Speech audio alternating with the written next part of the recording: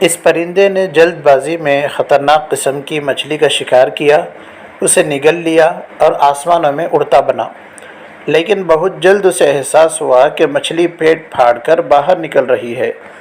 چنانچہ اب یہ پرندہ ہمیشہ کے لیے زمین پر آ رہا ہے، لہذا رزق کے حصول میں عجلت سے کام لیتے ہوئے اپنے لیے غلط لقمے اور غلط راستے کا انتخاب نہ کرے۔ کیا خبر کہ رزق کا وہ لقمہ، معاش کا وہ ذریعہ تم سے بطور قیمت تمہاری زندگی ہی وصول کر لے۔ رزق کی تلاش میں اتنی عجلت نہ کرو، جلدی نہ کرو کہ حلال اور حرام کی تمیز ہی بھول جاؤ۔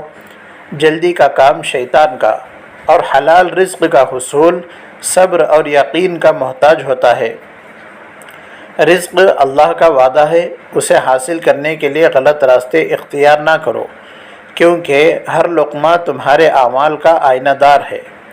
جب اللہ پر بھروسہ ہو تو رزق کے حصول میں جلد بازی نہیں، بلکہ صبر اور استقامت ہوتی ہے۔ رزق خود تمہارے پاس پہنچے گا، بس تمہارے اعمال کا دامن پاک ہونا چاہیے۔